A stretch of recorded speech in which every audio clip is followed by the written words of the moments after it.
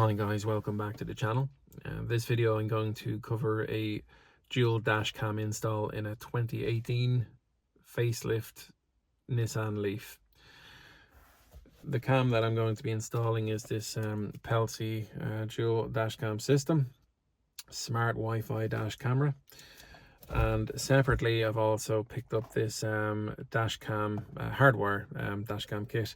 This one is specific to this particular dash cam because you need to power both the front and back. You can't just use any hardwire kit. You need to purchase this specific one. Now, although I am wiring this up in a 2018 facelift Nissan Leaf, the basics of the Nissan Leaf haven't changed pretty much from day one, at least not when it comes to the wiring here. So if you happen to have a 2011 or 2012 or 2015 Nissan Leaf, whether it be 24 kilowatt hour, whether it be 30 kilowatt hour, 40 or 60, whatever, all the variants, they're basically going to be the same. The fuses are more or less going to be in the same position. You might be missing a fuse, for example, if you don't have rear heated seats, but your fuse box is basically going to be the same.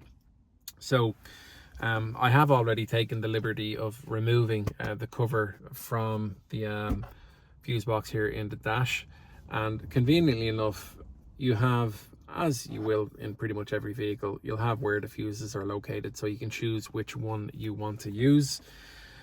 Ideally you'll be looking for a 15 amp fuse. You don't want to pick anything lower than that, particularly not something that you're going to use regularly.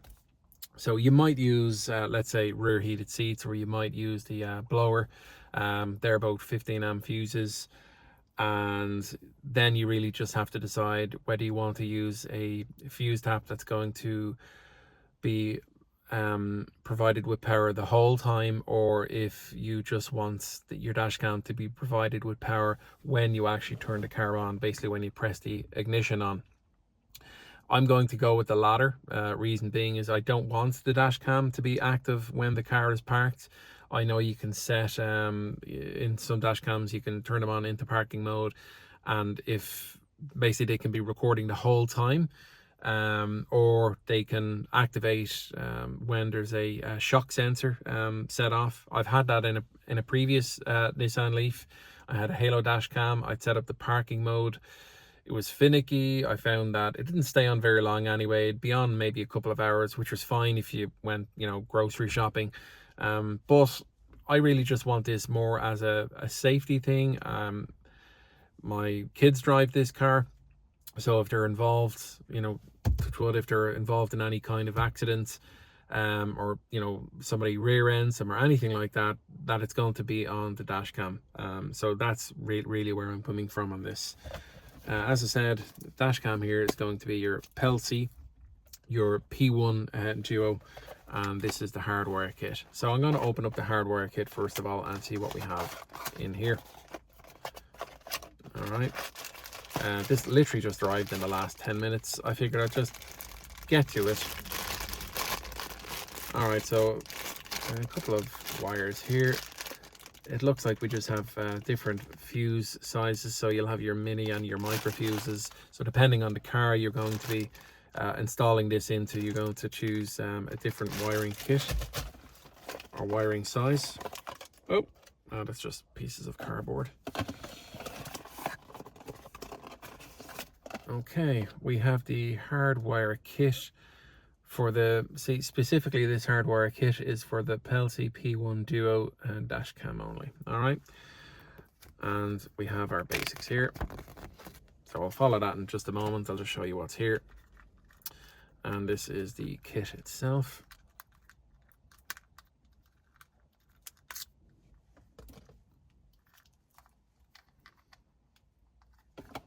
All right, so we have battery plus here is the yellow wire,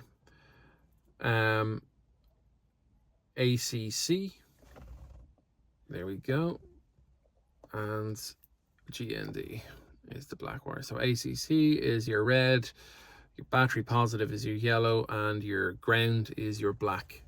All right, so that all connects to your DC to DC adapter.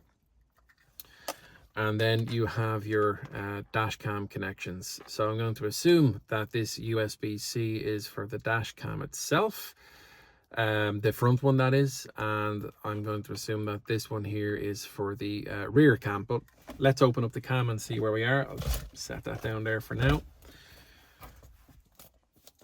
Now, okay, I'll just score that down there. And again.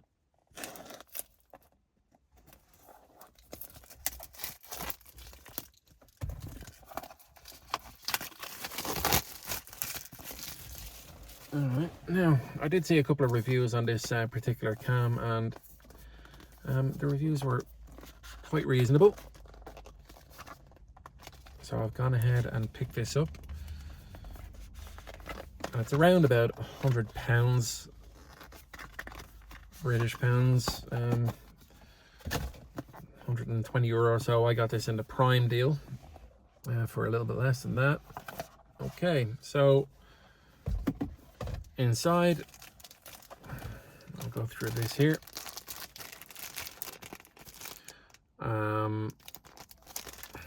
I'll open it up and see what we have. All right, so user manual, rag to clean it with, Amazon shopping, support for Pelsee,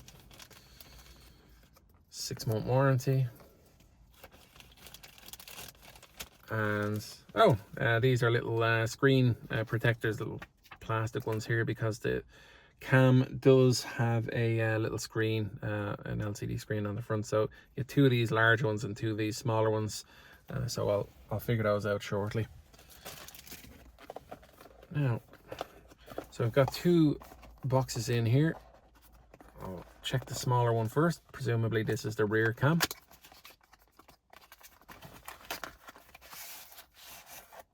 Okay, we're empty here. Just try it down on the floor.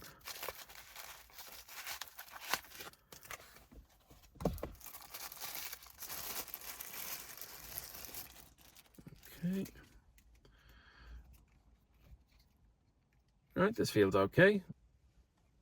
It looks like the front cam, but it came in the smaller box.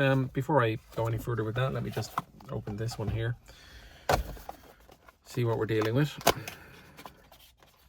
It really can't be the rear cam. All right, so in this box, I think we're making a bit more sense now. This is the normal firelight lighter socket, 12 volt socket that you can make your connections with. Okay, so we're not going to be using this. Now, you could technically get away with this without going with the hard wiring kit. If you wanted to open up your 12 volt socket and splice in another 12 volts socket, you could hide this down behind the dashboard. I've done it in the past, works absolutely fine. We don't use our 12 volt socket at all in the car. Have never actually used it. I've myself never actually used it. I've seen the kids have used it a couple of times charging their phones, but for the most part they use the USB-A or USB sockets depending on what car they're in. So we very, very rarely, if ever, use this. So that would be fine. I just wanted to go the legitimate route and install this. So the wiring kit was just under 50 euros, about 40 pounds. Okay, now there we are. So here is the rear cam. That looks a little bit more like it. So rear cam here, and it shows you which way it needs to be pointing up. So that's quite helpful so that you don't install it upside down. All right, perfect. I'll leave that down there. And then we have our installation equipment. So a couple of 3M stickers in here, a little pry removal tool. And that's what you'd use to be taking this off. So leave that down there. Little mini screwdriver stuck to the 3M tape. Wonder, No, I thought that might have been a little tester there for a second. So a little mini screwdriver. Okay, thanks very much for that. And then we have a couple of little cable clips. We might use one or two of these. Ideally, I won't use any of them. I'll tuck the wires away as best I can without having to use any of these. But you do get 4 of these little wire clips, and then you finally get your 64 gig. There we are, little memory card. All right, perfect. I'll leave that aside. And that's it, empty box.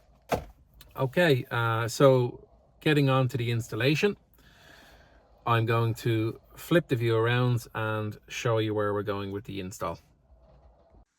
Okay, so we have things laid out in some sort of order here. On the passenger seat, I have the hardwire kit. Just over here, as you can see, we've got the fuse board cover, those cards, we have our clips here, extra 3M stickies for the front and back dash cam in case we mess it up first time, our little pry tool, these little screen protectors, our manual, our SD card and cloth. This is our rear cam here, our forward facing cam, and then what we're not using here, the 12-volt power connection.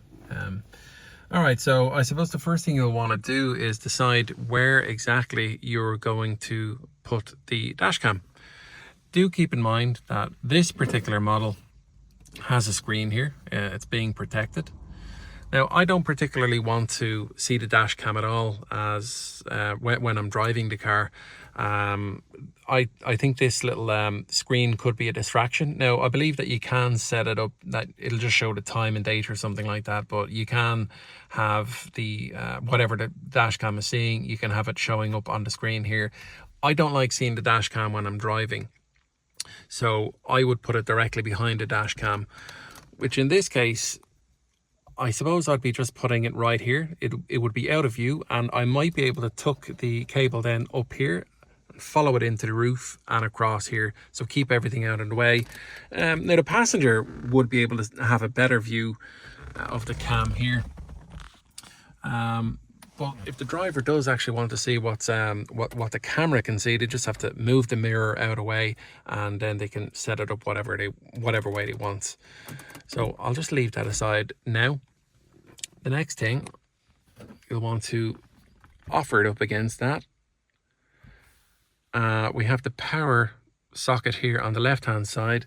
So if I set that directly in the center, or even just to the right, yeah, if I set it just to the right, reason being is I want it basically I want it right in the center. So I want this lens directly in the center, and that means if I set that just to the right hand side, the lens will be in the center, and then I can kind of organize it later.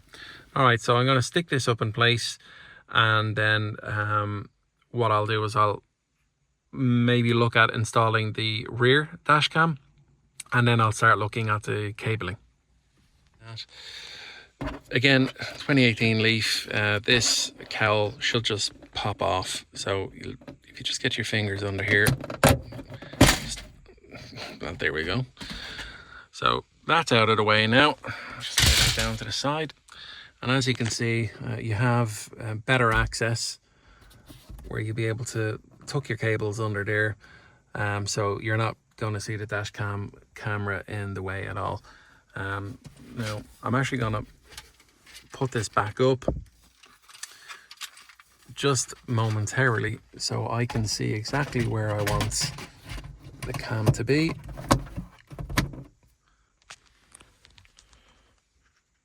I'll take off this 3M sticker.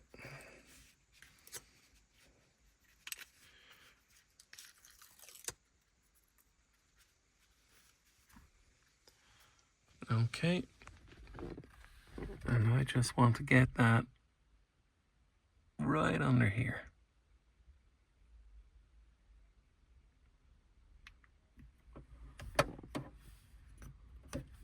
Right.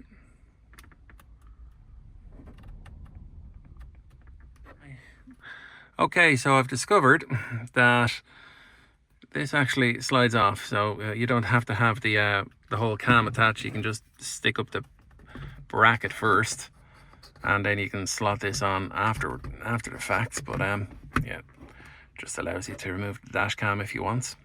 Right, so that's now set up in place, and it looks like it is fairly straightforward.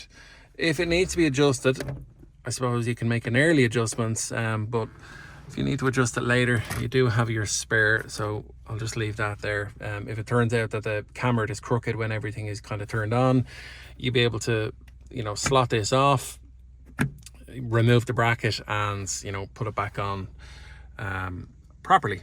All right, so that's set up there. Now, next, we're going to go to the back, and we're going to install the rear cam. Okay, so I have the boot up, or the hatch door open, whatever you call it. Installing the rear cam is a little bit more tricky. Reason being is, first of all, you're going to remove some of the trim here, right? You'll want to make sure that this up arrow is actually pointing toward the top of the car itself, or an easier way of doing it, look at the trim and that little sticker and the arrow should be pointing toward the trim when you install that. You're going to want to set it down a little bit as well, otherwise you're going to get a lot of this in your video, so you want to bring it down a couple of inches, or you can just angle the cam, whatever works best for yourself. All right, so I'm now going to stick this in place, and then I'll look at the trim. So as we remove the trim, we're going to run the cable underneath the trim here, and we'll drop it down here. We should have a couple of holes behind the trim where we'll be dropping it down here. The most awkward part is getting it through this rubber sleeving, right? So we'll have to take that off. We'll have to try and get the cable through there, and then run it into the car and underneath the roof liner. All right, so I've taken off the protective film, so we have the sticky end in place, and I'm going to use, you can see there, that little drain hole there. I'm going to use that as my guide for center.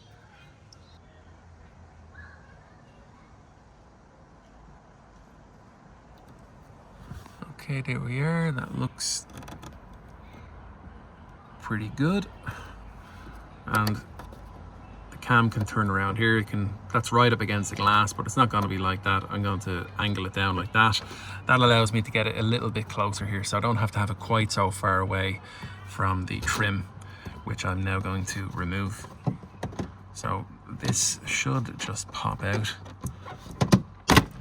Here we go. It does feel like you're going to break it. There we are. Okay.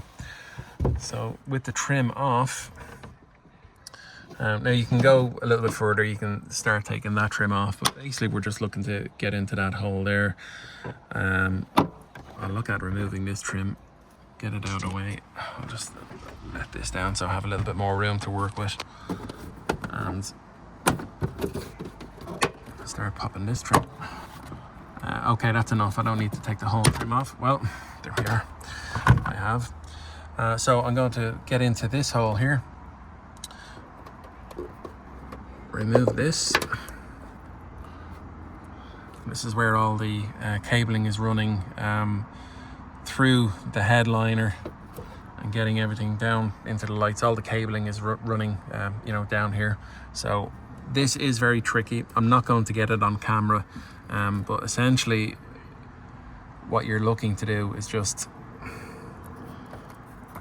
get your cabling in here, down through this, and then you get inside the car, and you're going to look at removing this back trim. So I'll get back to you once we have the cable pulled through, all the way out here. I'm going to start recording again and show you where to go from there.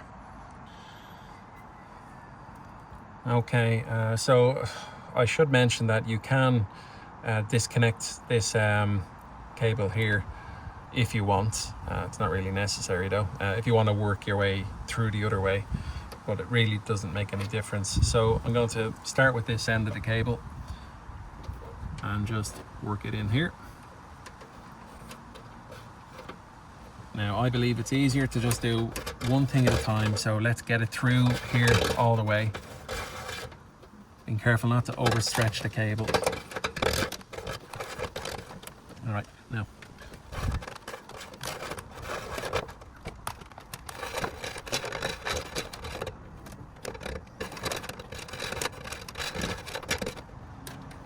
All right, so we will leave this here, and I'll probably cable tie this in place here.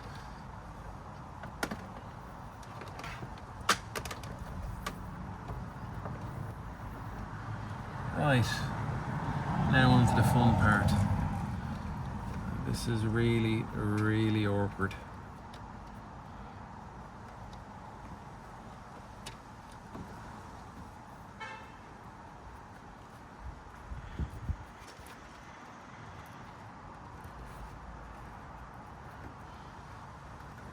We might get lucky. I can feel it here.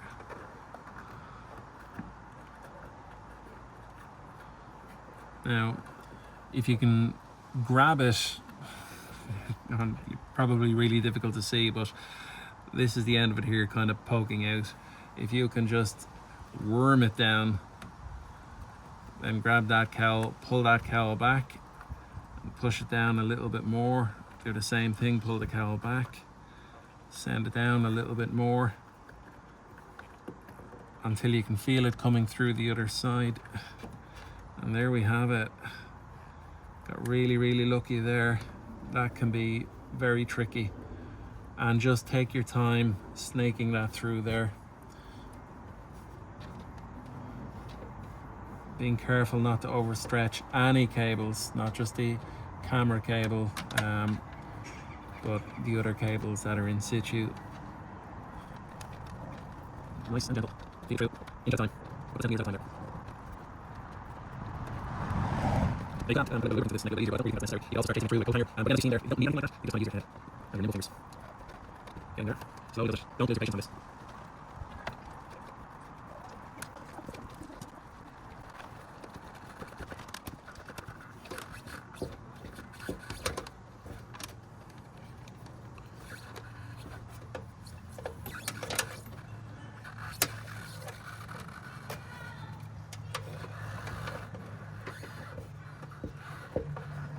Okay, we're good there. You can tuck this back up. Right, don't need any more access to that.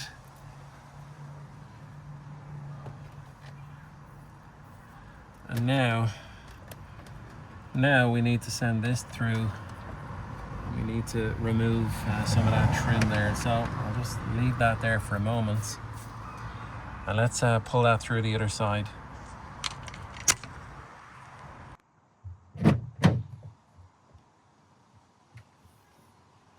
Now you might make this a little bit easier on yourself by removing any baby seats that are in the way, but I'm a glutton for punishment, so let's see what I can do here. Be careful not to damage the headliner. I do have a spare that I'll probably be replacing this one with at some stage. Be one of those starlight patterns. Okay. Right, so I can see that's tucked under there.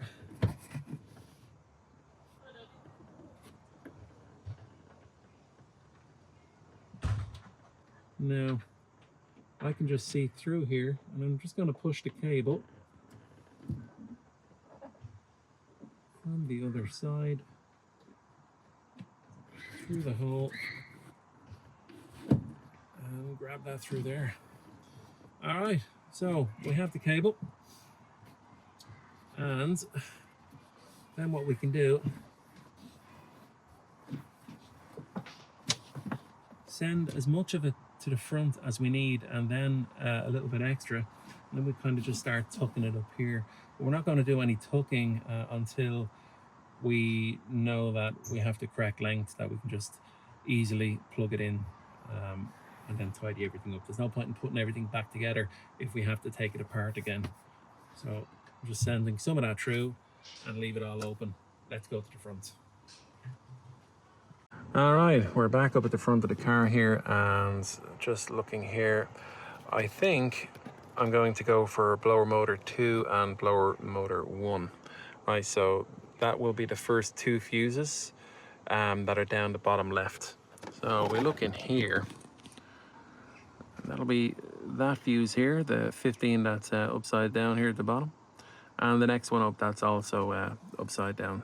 So they are both 15 amp fuses. I'm going to remove those, and I'm going to see what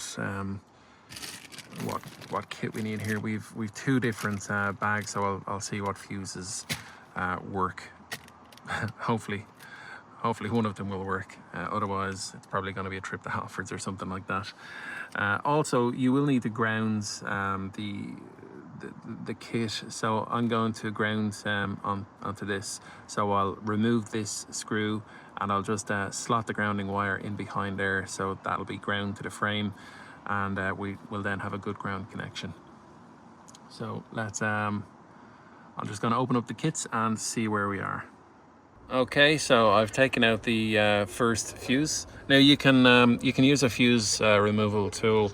I've actually just used a little nippers here, applied very light pressure, and you know, kind of just wiggled it out. I don't have a fuse removal tool handy, and my needle nose pliers can't be found, so I've used this. If you can avoid using something like that, please do.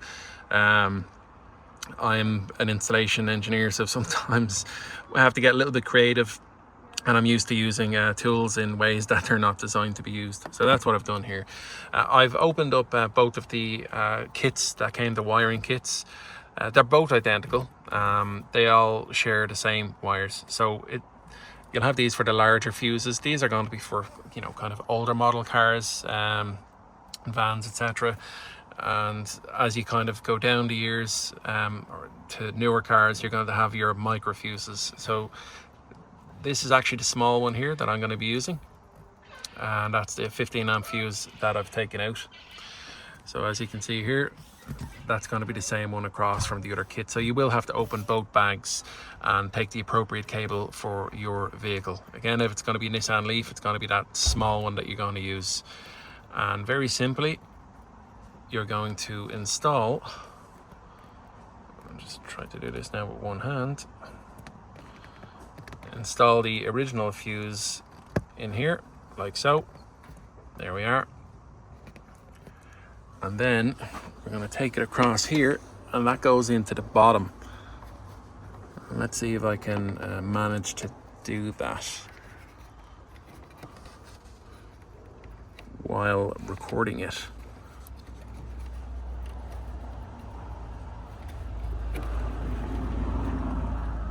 Yep, this is lots of fun. Okay, there we go.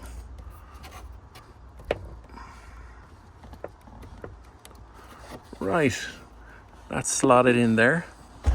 Now I also need to take out this 15 amp fuse, and to be honest, I'm not entirely sure I'm going to be able to manage to get another one of these blocks in there, but let's see what happens. I'm going to just try that off camera. Okay, so I've actually managed to get that in. So blower motor 2 being the bottom, blower motor 1 being the top. But I have managed to cover the rear heated seat, which is also the 15 amp. Now that won't really be an issue. You know, if I ever need to replace the fuse, it's just a matter of taking this upper one out and replace the fuse for the rear heated seats if that ever becomes an issue. I have routed the cables down here, so I'm going to make the connections. I'm going to connect the ground here as well, and then I'm going to test the kit and see if it works before tidying all the cables away. So nice and quick, on to the next step. You're going to take your cabling kit, your hardwire cable kit, the main body of it, and the end that runs into these, the yellow and red and black cable. you're basically just going to run them up through this little gap here. So let's show you under here. You're going to run them up basically just behind this cover here and route it up here. The ground cable you can just leave hanging out here for now, and with the supplied hobbit screwdriver, let's see if I can open this. Okay, I can. Now you shouldn't need to take it off completely. Should be able to just move that out. Let's see. Just back it off a little bit. And let's see if I can get this ground cable in at all. Again, this is just a little bit more tricky when you're only using one hand.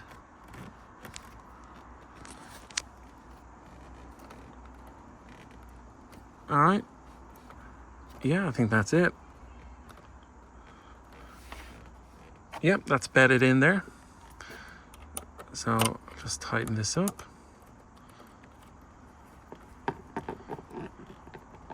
Right. Next, we need to take these two red cables, the ones that are connected to the fuses. Bring the yellow and red smaller cables back around here. Now we are supposed to crimp these, but I'm just going to connect them temporarily first before crimping anything.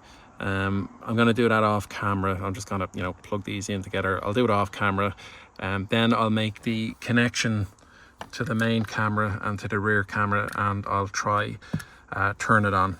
So just a moment.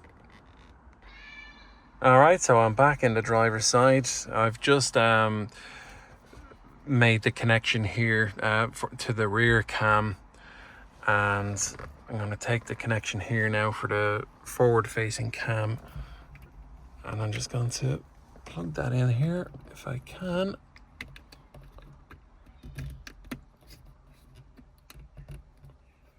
If anybody wants to volunteer to be my camera person, please do. All right, we're connected there. So just to double check, front cam is connected, rear cam is connected. I didn't disconnect the cable at the back at all, so that's connected. The ground is connected, the ACC and the battery positive is connected. So let's see, I'll just peel this off a little bit.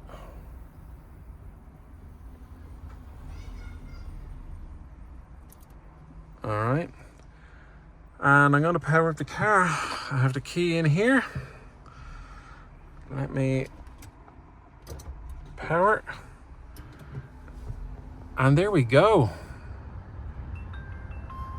That's all powered up.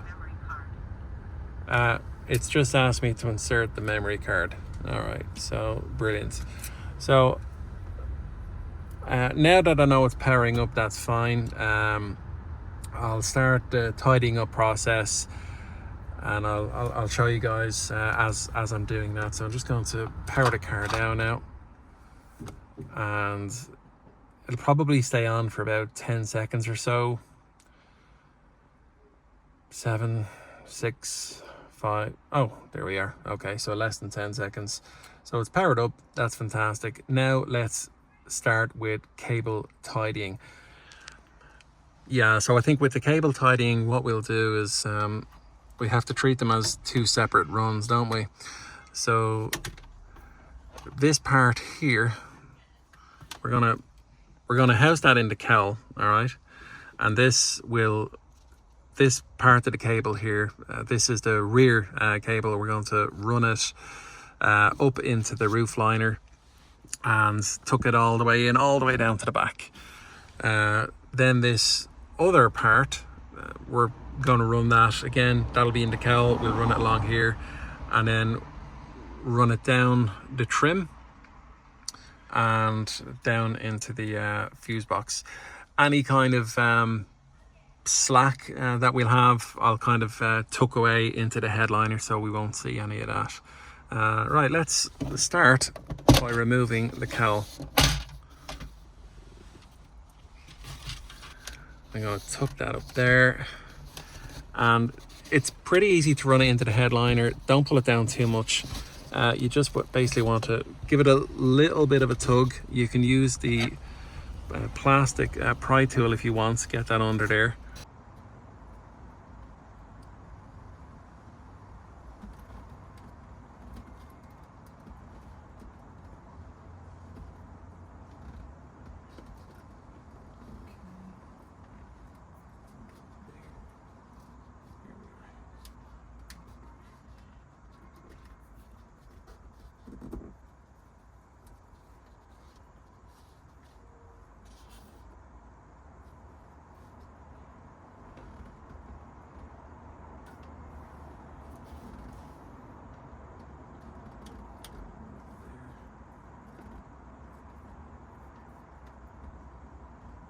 This, yeah, so I think what we'll do is kind of tidy this into, it's going to go under the cowl area here, and the rest of this cable will just start to run up into the headliner. Try to do that without damaging it. Right, so I'm just starting my run here. There we are. And if you can just kind of keep your finger just behind the cable here, and you'll bring the headliner down just enough that you can kind of just tuck it up there nice and neat. And then you don't even have to hold the headliner, and just start to slot itself in. There we are. Yep, that's all looking good from under here. Then, now I've seen the installations where just in this corner people kind of leave the cable hanging out. I think that's pretty sloppy. We should be able to tuck it in behind here.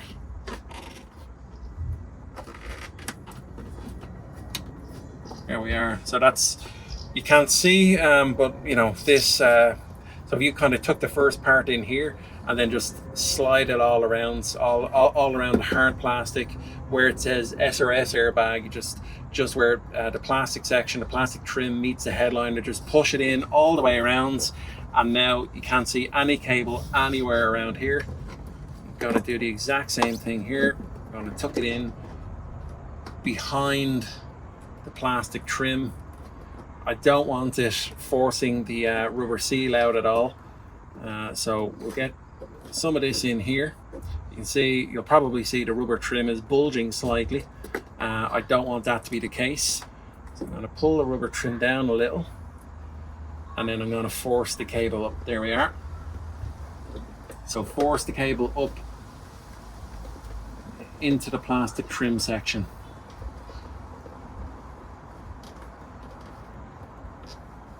If you need to, just pull the trim. There we go. Now it's out of the way. Don't pull it out completely because it is attached to airbags.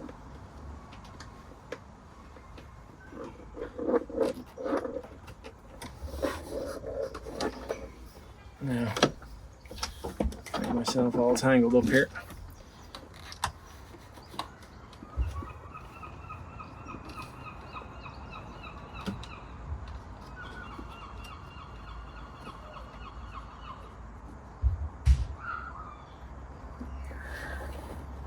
Now, it'll try to come away from the rubber seal here. Just get it down into that section. There we are. In behind the rubber trim. Okay.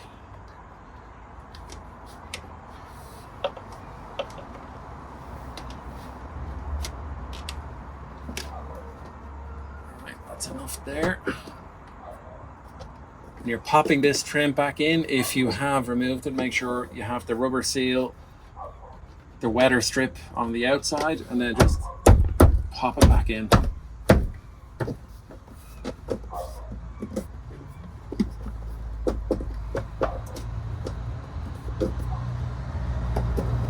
Yeah, there we go. Okay. So back in here, as you can see, it's all from here. I ran it up. That'll be behind the cowl. I'll put the cowl back on shortly. Run all under here. You can't see anything. And it's basically, once we get to here, we just leave a little cable slack. We pull down here and you can start to tuck the cable in behind there, or just pull the trim out, tuck it in behind it. Make sure the weather strip is back in place, because if you try to put that on here and the weather strip is behind it, it's not going to go on properly, and it'll look hideous. So you're going to bring it all the way down here. We're just going to tuck this last bit in behind here until we get down to this break in the trim, which is where we then bring it in under here and around. And you'll have a couple of little gaps back here where you should be able to kind of just tuck it down the side. You'll be able to get rid of that there. Right, so the second cable, I've put the cowl back on here already. As you can see, nice and neat, and didn't even need to use any of these guys, at least not yet. So I've ran that up here, the second cable directly across, again down behind the trim here, and I've, you know, as you can see here, it's tucked in very well right at the corner here, so it's not affecting the weather seal. Once you get to this point, you don't need to pull this away. You'll be able to just kind of push the cable down into this trim, and here we are.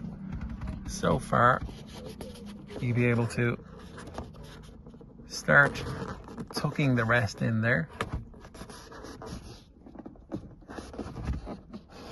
Nice and neat.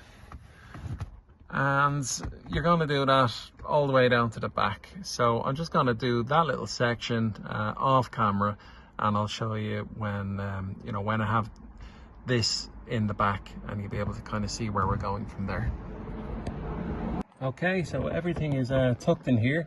I'm just going to improve it in the back section here. It was just a little bit awkward because of the baby seat, but I'll open the back door there and I'll put that cable in place.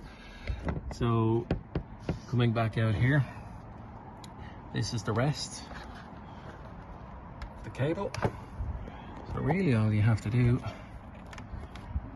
is start tucking that in there, out of the way.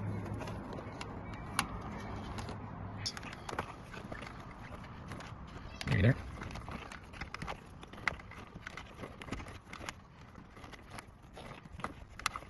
That's just sliding down into the car, out of the way.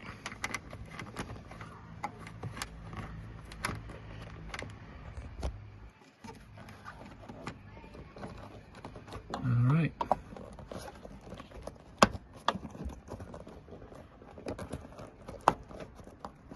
Okay, that's that.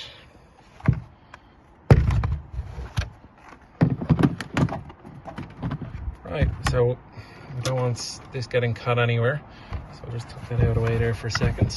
Again, you can cable tie that, but it's all going to be behind this trim, so it's not necessary. It's just OCD. Just in there. Let's get out of the way. Try to line up a couple of these. Just clips in there. Okay, so that's it.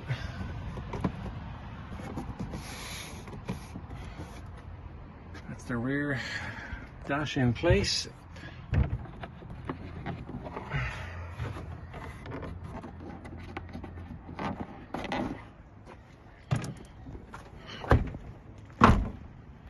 And you can't, there we are, so right up against it. Now you might need to adjust that, but that looks like it's in a good position.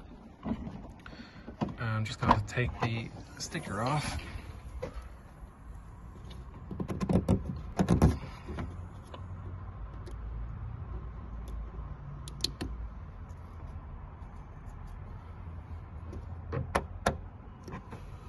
Right, that looks like it's probably pointing correctly out.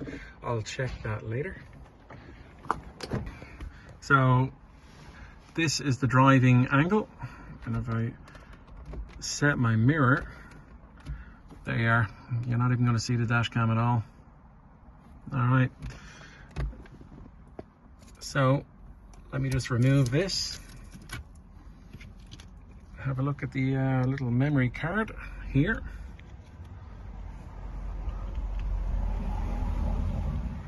I'm going to put the memory card in and start her up and see how we are. Okay, I've just taken out the SD card from its packaging. That would have been pretty fiddly if I tried to do one hand. So here's the slot here on the right hand side, and I'm going to assume that it goes in gold side facing forward, so I'm not getting any real resistance. Okay, that click was good. And I'm just going to power on the car. Let's see where we are. All right, we have power. Start recording. Okay, brilliant. So it said start recording, so that means it is recording. You can see the red flashing dot up here on the top left hand corner. Top right hand corner, we can see the memory card green. So it has the memory card. This looks a little faded. That's a Wi-Fi signal. So I imagine we'd have to connect it to Wi-Fi. I'll have a look through that in a moment. And here's the microphone on the bottom left. And I'm being watched. So let me see. Turn off audio. Microphone is disabled. There we are. So it's no longer recording sounds, and some people will prefer to have no sound being recorded when they're driving, so that's how you can do it. Turn on audio. Microphone is enabled. And now it's recording sound again.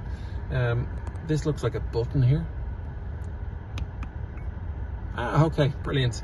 So that button, you can tell I haven't read the manual. That button has just given us the rear camera here. That looks like a pretty good angle actually. I can only see a small amount of the tray here, and I can't see any of the spoiler above, so it looks like that was a pretty good place to set it. Let's just go back to the front. No, we have the time and date, which is wrong. It's actually the 21st of July 2024 at the moment, and it's not 3:02 a.m. It is closer to 8 p.m. So I'll have to change that. I can't see any buttons up here to change any of these settings, so maybe I have to connect to the app to do that. Here's the Wi-Fi details. So yeah, I'll have to connect to its hotspot or whatever in order to change the settings here. I'm not on my own phone.